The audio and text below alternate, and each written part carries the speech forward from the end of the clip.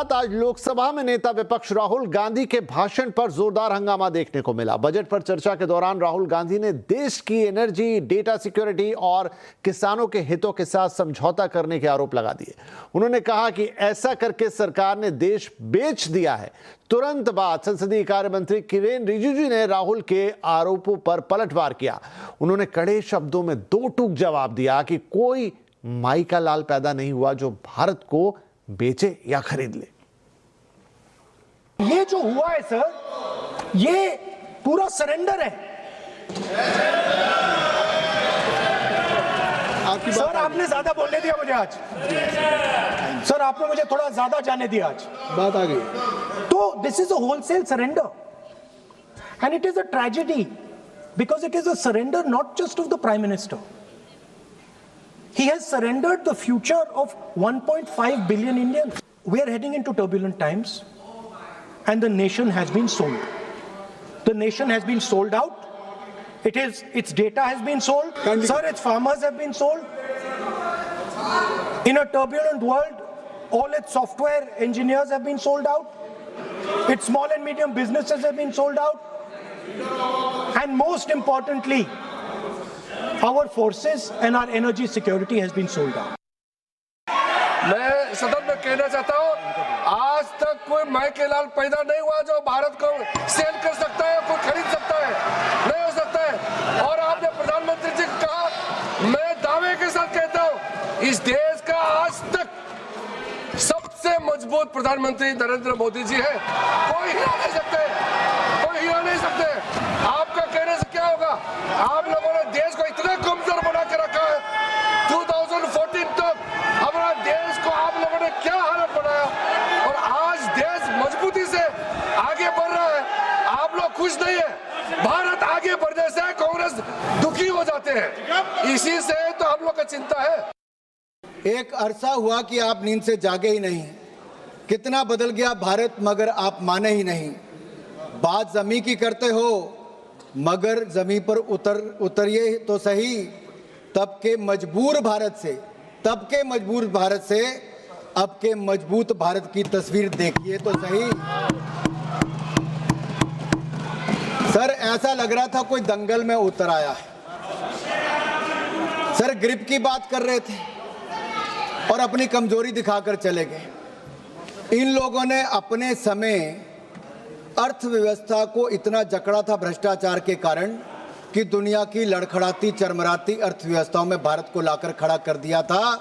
मोदी सरकार आने के बाद लड़खड़ाती चरमराती नहीं, दुनिया की चौथी बड़ी अर्थव्यवस्था भारत बन गया।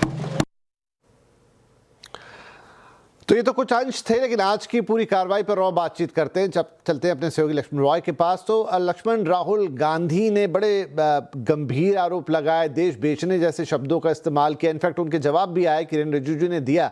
लेकिन ओवरऑल अगर राहुल गांधी की सवालों की बात करें तो वो कितने उनमें दम है, और अब सरकार क्या इस पर और कोई स्पष्टीकरण या और कोई जवाब देगी उन्हें? देखिए, कितना दम है ये तो खैर पॉलिटिकल मामला हो, लेकिन दम दिखाने की उन्होंने कोशिश जरूर की है।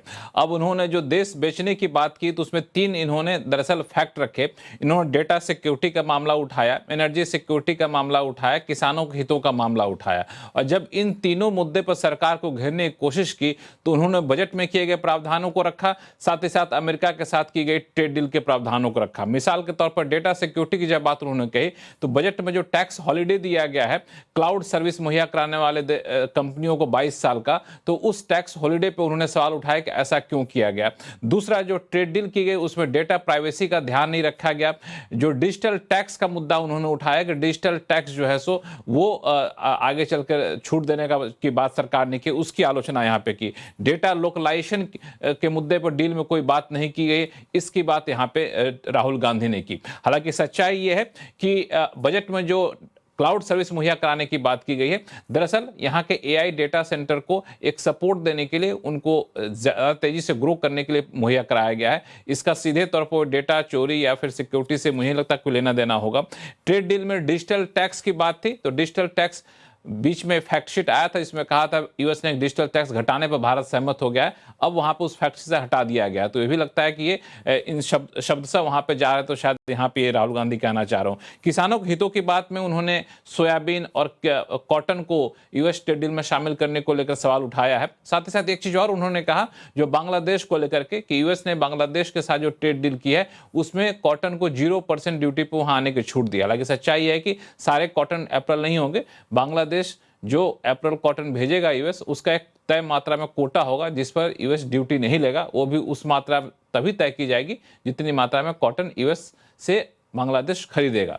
तो उन्होंने शब्द को रखने की कोशिश यहाँ पे की है, लेकिन सरकार ने पलटवार किया। तुरंत बाद किरण रिजिजू ने कहा कि देश को खरीदने की ताकत किसी में नहीं है, उन्होंने इन सारे मामले पर काफी आपत्ति जताई।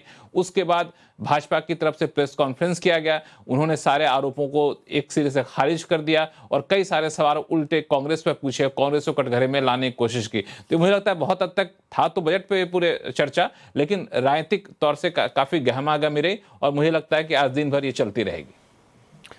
राइट और इसी पर आज हम आवाज़ अड्डा भी कर रहे हैं कि सियासत बहस कर रहे हैं पूरी की सियासत का जो है वो सरेंडर, जो बार बार वर्ड भी वहाँ यूज़ कर रहे थे। तो शाम 7:57 पर ज़रूर जुड़िएगा हमारे साथ, लक्ष्मण रोही आपको वहाँ पे मिलने वाले हैं। सियासत का सरेंडर आज का आवाज़ अड्डा शाम 7:57 पे। अब एक और खबर